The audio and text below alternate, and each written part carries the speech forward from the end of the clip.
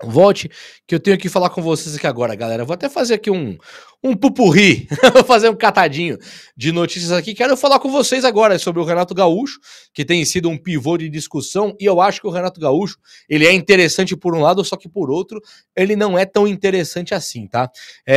O Zubeldia cai amanhã, vou passar também a informação que eu tenho sobre isso. Se o Rian Francisco vira titular numa possível demissão do Zubeldia, já vou explicar também. Quero falar sobre a Libertadores da América e esse impacto que tem. O time reserva no Brasileirão é real? Vai ser realmente um time reserva no Brasileirão? E falar também sobre a volta do Thiago Mendes e o quanto que impacta o Thiago Mendes chegar no São Paulo aqui e agora. Quanto impacta? Qual que é o impacto real do Thiago Mendes no São Paulo? Eu acho que isso aqui é uma coisa muito interessante. Então vamos lá. Começar então pelo Zubeldia e a demissão quarta-feira depois do jogo contra o Tajeres se perder. A informação que eu tive é que o Zubeldia cai segunda-feira que vem. Mas é muito possível que ele caia amanhã, sim. A diretoria do São Paulo já prepara o terreno, inclusive nós vimos aí uma movimentação de torcida que teve na rede social e tal, já pedindo. É que eu não tô falando somente de torcedor comum, tô falando também de organizada, que foi mais ou menos o que aconteceu quando o Rogério Ceni cai, né? Quando o Rogério Ceni caiu, torcida organizada falando e coisa e tal. Se os caras perderam, se o Zubeldia perdeu o apoio da arquibancada, que o vaiou no último jogo, se perdeu também o apoio da torcida organizada, torcida de campo, torcida organizada, mídia alternativa, ele já não está encontrando mais o apoio, é porque ele está realmente muito próximo de cair. O time do São Paulo, enquanto a diretoria também é uma diretoria bastante confusa nas suas atitudes, mas é uma diretoria que inegavelmente ouve bastante a voz que vem da arquibancada e também da mídia, né? Ela ouve bastante, porque nós temos um presidente vaidoso, que gosta de postar bastante na rede social. Então, se na rede social ele só é cobrado por uma troca de um técnico, claramente ele vai pensar sim na troca do técnico. Então a informação que eu tenho é que o Zubeldia balança, mas balança mesmo, e que amanhã deve ser assim o término da trajetória dele no São Paulo. Pode ele ter uma vitória contra o Tajeres e ele não cair? Pode.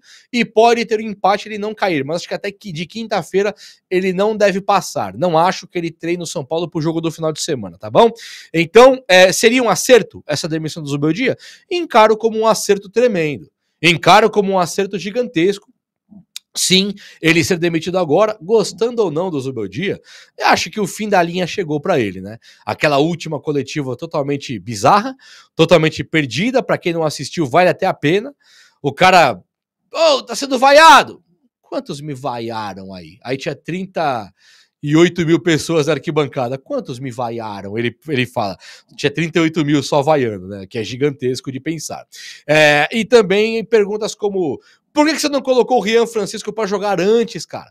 Ele, não, o Rian, veja bem, não era nem para ter entrado. Cara, sabe, o que é isso? Não era nem para ter entrado. Ele entrou para eu ganhar uma substituição a mais.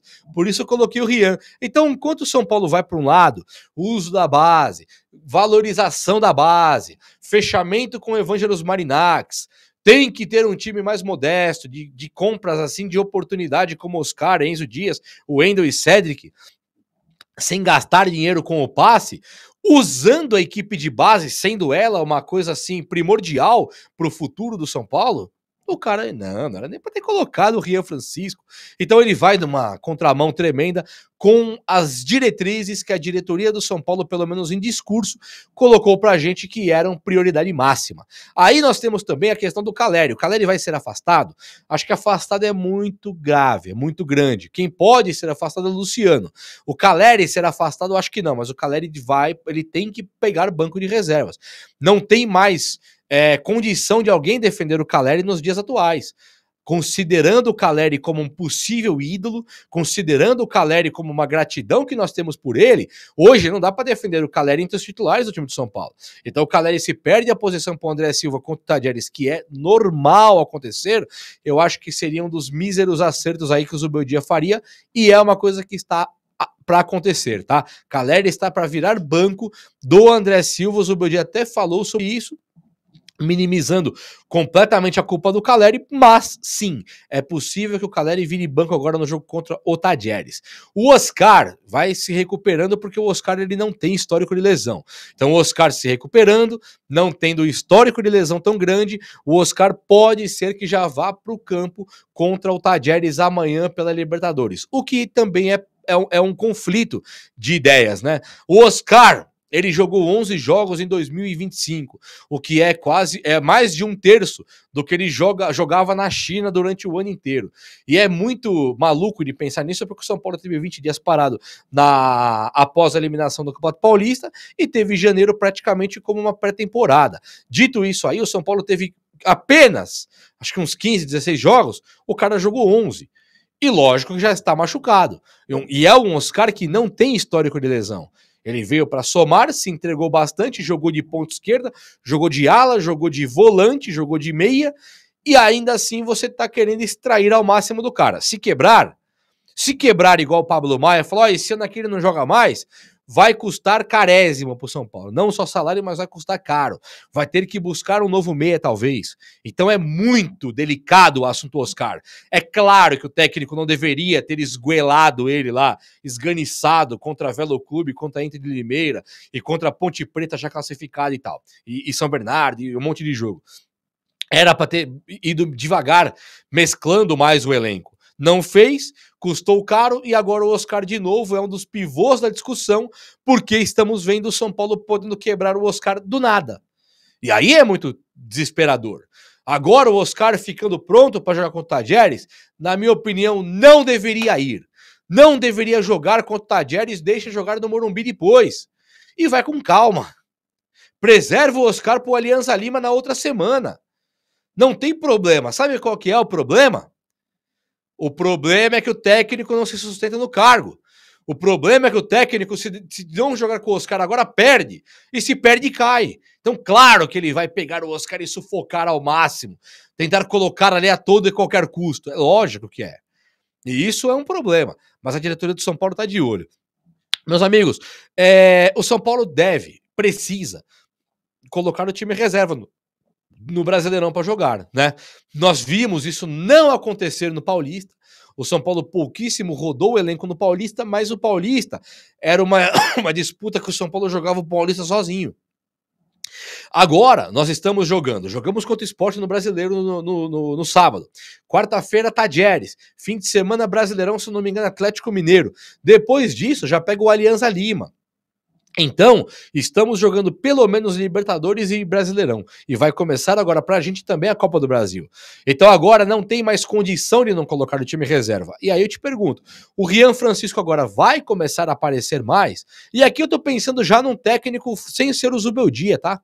Já penso sim no Rian Francisco como um dos possíveis titulares do São Paulo, mesmo sem o Zubeldia. Você olha pro nosso rival Palmeiras, da Leila Pereira e Abel Ferreira lá, o time que ainda bem levou o Caio Paulista. Obrigado, Palmeiras, inclusive, por levar o Caio Paulista. Obrigado, Leila, por esse boné que você deu no São Paulo. Ele fez o Caio Paulista pular o muro. Valeu, foi top. Mas enfim, os caras colocaram o Estevão para jogar e o Hendrick.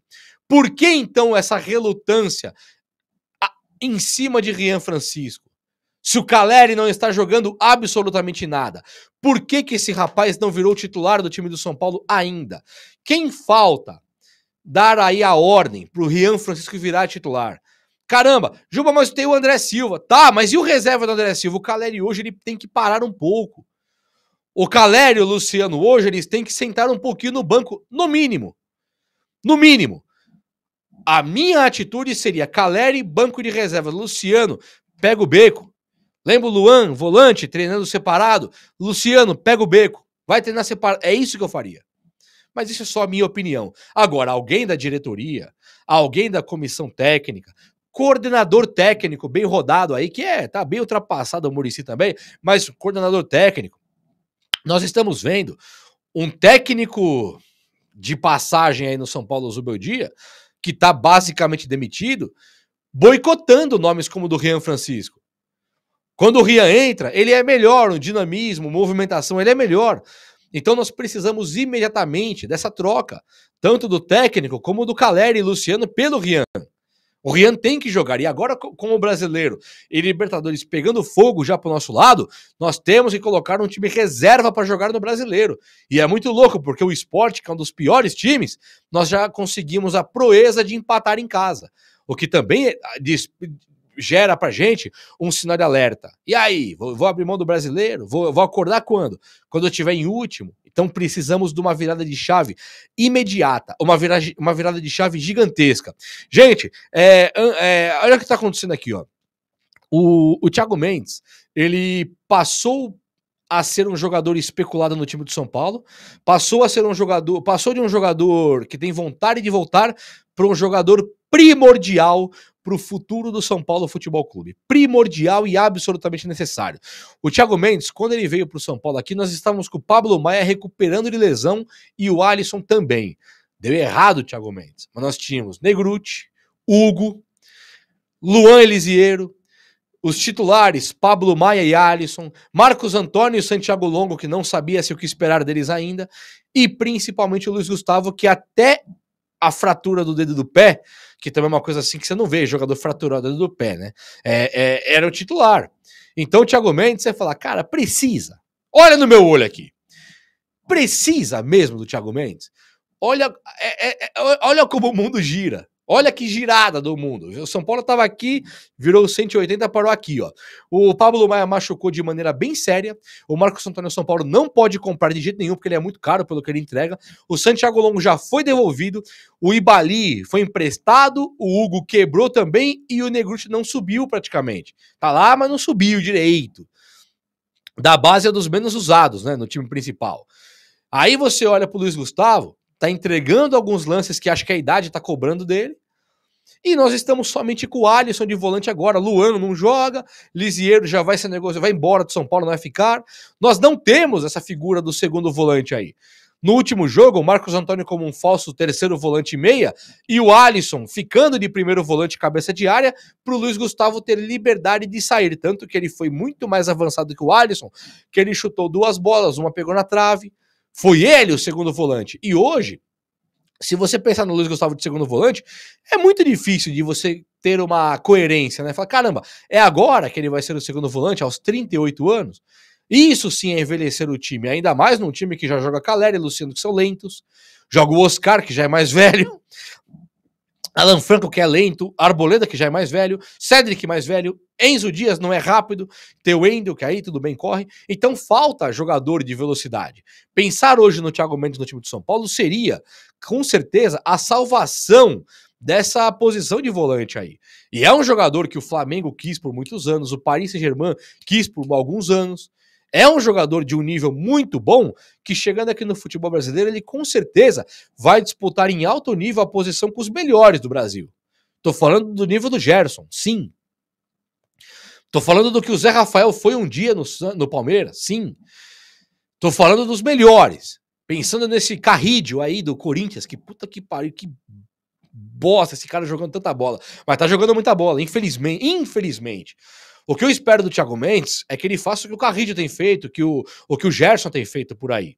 É um jogador de nível até acima do Carrídio e do Gerson, se você pensar o quanto jogou na Europa. Pensar aqui no Brasil, não. Aqui no Brasil ele vai ter que construir aqui no Brasil. Mas na Europa, o Gerson bateu e voltou 2 vezes. O Carrillo nem sei se foi. O Thiago Mendes foi e ficou. Então sim, o Thiago Mendes é um cara para nós depositarmos muita esperança. Com certeza absoluta. E ele tem que vir pro São Paulo imediatamente. Ele vem de graça. Então eu tô contando, já entramos no mês 4. Daqui 2 meses, o Thiago Mendes ele pode vir de graça. Então o São Paulo tinha que tentar essa liberação agora, porque o São Paulo começa a pagar a conta cara. A conta tá alta já, pagando por essa falta de jogadores de determinada posição. A falta do Oscar não ter meia reserva, eu atribuo sim a culpa à diretoria e técnico. Porque o técnico, quando tinha, não usou, agora mandou um monte embora tal, e esguelou o Oscar no Paulista. A volante, eu não atribuo a culpa à diretoria, nem ao técnico, ali foi obra do acaso. Muitas contusões, jogadores aposta que não deram certo. Acho sim que o São Paulo, nós tivemos contusão do Hugo na base. Aí não dá pra culpar a diretoria e técnico, ali foi azar. Então o Thiago Mendes ele tem que voltar pro São Paulo imediatamente, ou não é? Meus amigos, o nome de técnico no São Paulo com a queda do Zubeldia, ela cresce a discussão quando nós temos ali técnicos como Renato Gaúcho, Tite, Crespo, Dorival, Diniz e tal. E até mesmo agora o Antônio Oliveira que veio dar uma cavada feia ali no São Paulo, né? O Antônio Oliveira pode estar contratado já? Pode. É possível? Sim, é muito possível que ele esteja contratado, por isso aquela aparição ali. Parecia uma miragem, não parecia um holograma, um cara colocado ali. Você fala, o que esse maluco tá fazendo aqui no Morumbi, cara? Eu nunca vi na minha vida um técnico com outro contratado, beirando a demissão. Chega um técnico e aparece no estágio. Nunca vi isso aí, nunca. Técnico de seleção é diferente, né?